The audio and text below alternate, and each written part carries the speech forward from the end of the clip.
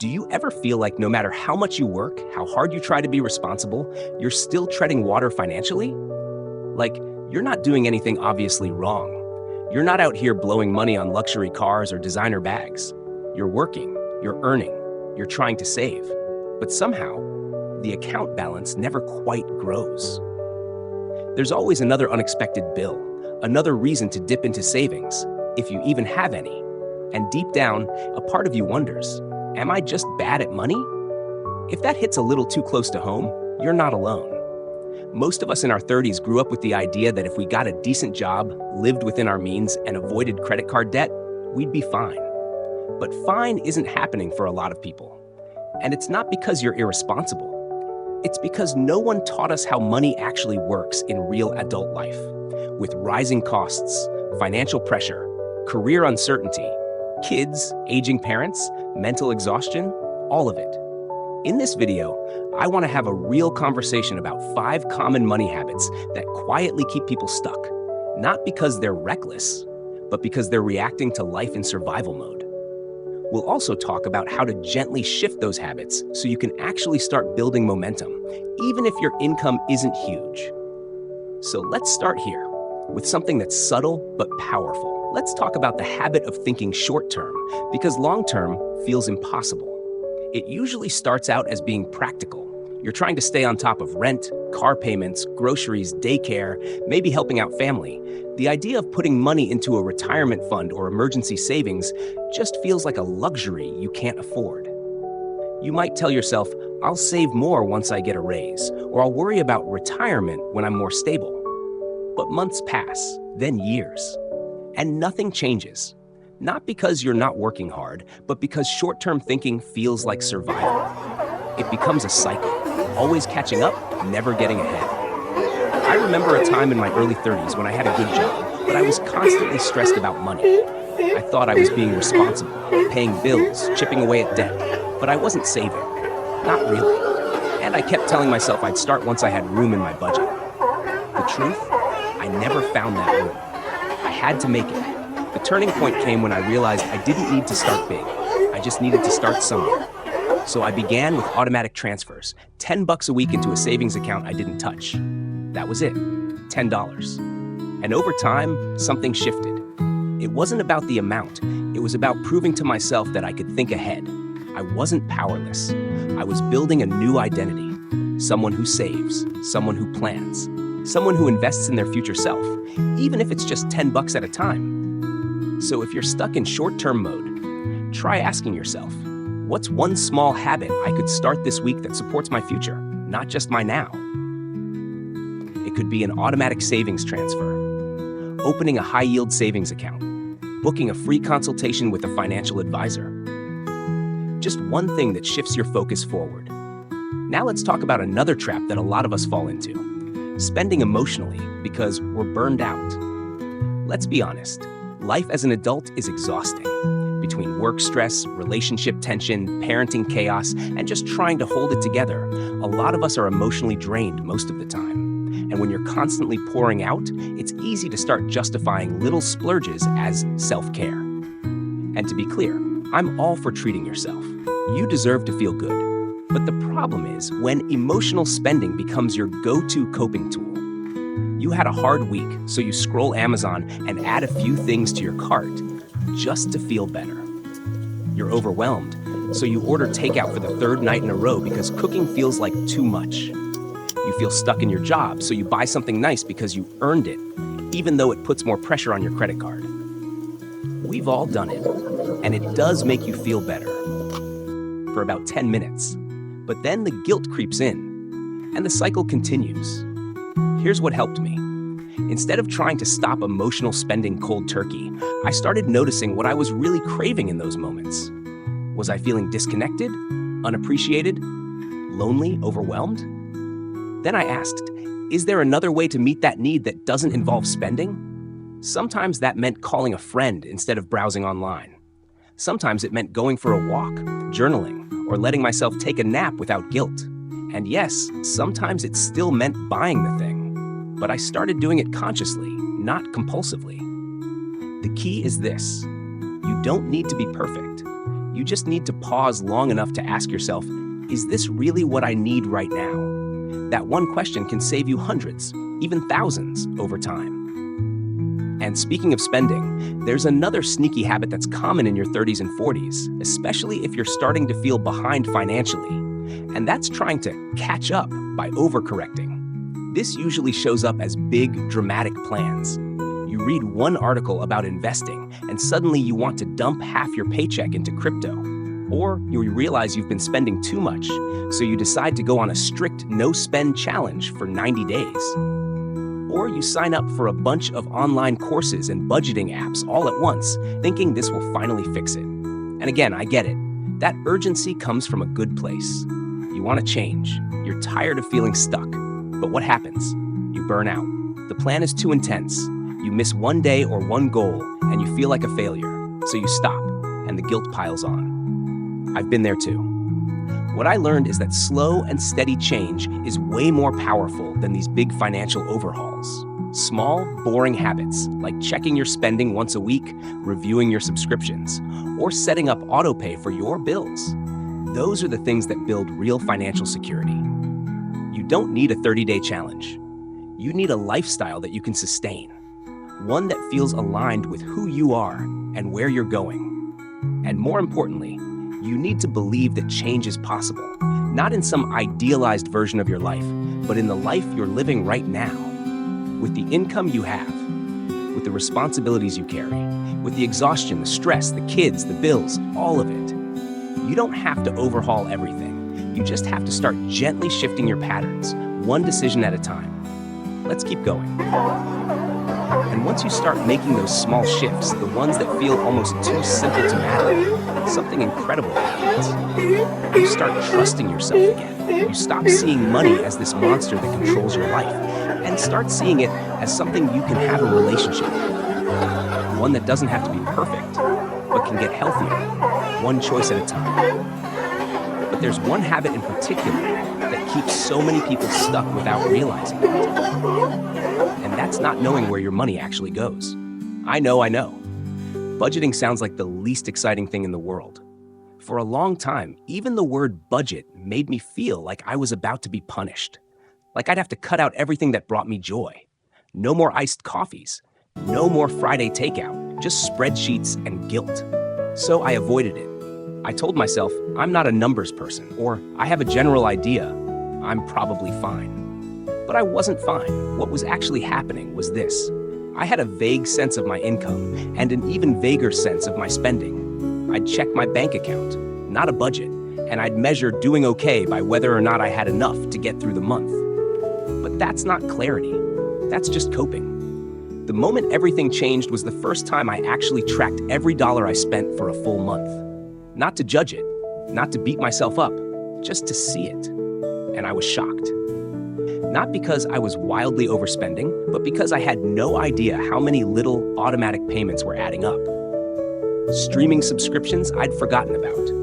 Food delivery fees that were doubling the cost of meals. Gym memberships I hadn't used in months. Things that felt normal in the moment, but looked very different when I saw them all laid out. And that's the thing. You don't have to cut out everything to get ahead financially. You just have to get honest. Where is your money actually going? And is that aligned with what matters to you? When you start looking, you realize something powerful. You're not bad with money. You're just disconnected from it. So if you've been avoiding your bank statements or dreading the idea of budgeting, here's a simple starting point. For the next 7 days, just track your spending. That's it. Write down what you spend, not to punish yourself, but to get to know yourself. You'll start to notice patterns. Emotional triggers, habits you didn't even realize were there. And once you see them, you can start making conscious choices instead of reactive ones. Now, let's talk about a habit that's a little harder to spot and even harder to admit. It's the habit of comparing your financial life to everyone else's. Look, we live in a world where it's so easy to feel like you're behind. You open Instagram or LinkedIn, and it feels like everyone your age is buying their second home, going on luxury vacations, maxing out their retirement accounts, and launching businesses on the side, while you're just trying to keep the fridge full and the car from breaking down. And it's not just social media, it's real life too. Friends getting promoted, cousins buying houses, neighbors renovating their kitchens. You start to wonder, what am I doing wrong? But here's what you don't see: the credit card debt behind those vacations, the silent stress behind that new car, the help they might have gotten from parents, partners, or privilege, or the fact that they might not be okay, even if it looks like they are. The truth is, financial comparison is one of the fastest ways to sabotage your own progress because it pulls your focus away from your life, your needs, your values, your timeline. I had to learn this the hard way. There was a time when I felt so embarrassed by how far behind I was compared to my peers. I didn't own a home. I didn't have a six-figure savings account. I wasn't investing aggressively, and I thought that meant I was failing. But once I stopped obsessing over where they were, I started asking, what actually matters to me right now? Maybe I don't need a house right now. I need flexibility. Maybe I'm not ready to invest a lot, but I can build an emergency fund. Maybe my financial goals don't look like theirs, but that doesn't make them less valid. You can't measure your life by someone else's highlight reel. You have to build it based on what you value. So if you're stuck in that cycle of comparison, remind yourself, you don't need to catch up to anyone. You just need to connect to what matters most and build your life from there. And speaking of values, that brings us to something that might feel unexpected, but it's a core part of breaking bad money habits: giving yourself permission to enjoy your money intentionally.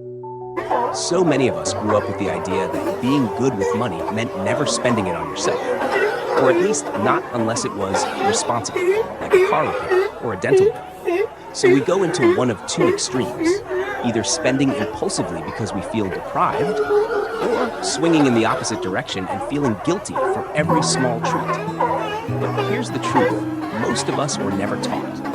You are allowed to enjoy your money without guilt when it's aligned with your priorities. It's not about never buying lattes or cutting out fun. It's about deciding what actually brings you joy. Not the quick dopamine hit, but the real stuff that makes your life feel better. That could be travel, live music, learning something new, taking your kids to the zoo, hiring a cleaner twice a month so you have energy left for your partner. Whatever it is, make room for it on purpose. Budget for joy. Prioritize it. Give yourself that space. Because when you spend with intention, you don't need to justify it or regret it. You're just living your life on your terms. And that's really the heart of this whole conversation. You don't have to be rich to feel in control. You don't have to have it all figured out to start making progress. You don't need to punish yourself or hustle harder.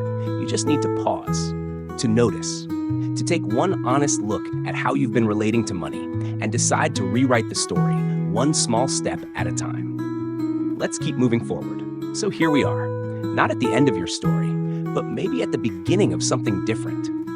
Because when you start seeing money not as this overwhelming mountain to climb, but as a relationship you can rebuild, slowly, kindly, with grace, things change, not overnight, but gradually, in the small, quiet decisions you make when no one else is watching. There's one final piece I want to talk about, and it might be the most important one. And that's waiting for things to get better before you take control. This habit is sneaky because it sounds logical. You tell yourself, I'll start saving once I make more money. I'll worry about retirement once the kids are older. I'll figure out a financial plan when things settle down. But if you're in your 30s or 40s, you probably already know life never really settles down. There's always another thing, another expense, another crisis, another reason to say not yet. So we stay in a holding pattern, not drowning, but not thriving either, just surviving. And we convince ourselves that's all we can do. I remember talking to a friend of mine. She's a single mom, works full-time, juggles everything from daycare to deadlines to aging parents. She said to me, I know I should start investing. I know I should have an emergency fund, but I'm just trying to get through the week. And I felt that in my bones, because when you're exhausted, when you're stretched thin, even thinking about money feels like one more thing you're failing at. But here's what I told her, and what I'll tell you too. Taking control of your money doesn't require your life to be perfect. It doesn't require more money, more time, or more energy than you already have. It just requires a shift in mindset, from waiting for stability to creating it, little by little, with what you've got. Maybe that means opening a new savings account with $20 in it. Maybe it means finally canceling those auto-renew subscriptions you forgot about. Maybe it means sitting down this weekend and listing every monthly bill just so you can see where you stand. It's not about big moves. It's about beginning right where you are. Because if you wait for life to calm down, you might be waiting forever. But if you act now, even in the chaos, you begin to build a life that's not dictated by financial fear. And honestly, that's the real goal, right? Not just to have more money, but to have more peace, more confidence, more freedom. To stop feeling like money is this mysterious force outside your control, and to start realizing that you get to shape your relationship with it. That doesn't mean you'll never struggle. It doesn't mean the road will be easy or fast, but it does mean you can move forward, one honest decision at a time. And I want you to remember this too. The fact that you're even watching this, that you're thinking about your habits and your future, that already puts you ahead. So many people never stop to ask these questions. They just keep pushing through, stuck in the same patterns, hoping something outside of them will change. But you're here, and that means something. So let's take a breath and reflect. You might not have grown up learning how to manage money. Maybe no one showed you what a healthy financial mindset looks like. Maybe you've made mistakes. We all have. Maybe you're carrying shame, fear, or regret around money. That's okay. None of that makes you broken. It just makes you human. And the beautiful thing about being human is you can choose differently. Not perfectly, not all at once, but differently. And that's where the shift begins. Because here's what I believe. You don't need more willpower. You don't need to become someone else. You just need to get curious about why you spend, how you save, and what you want money to do for you. Not just in the future, but right now. You need to know that you're not behind. You're not failing. You're just in a season. And seasons change. I'll leave you with this. You're allowed to build a life that feels good, not just looks good. A life where your money supports your peace, not your stress. Where your bank account reflects your values, not your fears. Where financial decisions feel grounded, not impulsive. You can have that. And you don't need to wait for some perfect moment to start. You already have everything you need: awareness, intention, and the desire to do better. Not for anyone else, but for you. So if this spoke to you, I'd love to hear your story in the comments. What's one habit you're ready to shift? What's one small action you can take this week to move forward? Let's talk about it. And if this helped you in any way, if it made you feel seen or gave you a nudge to think differently, feel free to like the video, subscribe for more, or share it with someone who might need to hear this too. Because I genuinely believe, and I want you to believe, your story isn't stuck. You're just getting started. You've got this.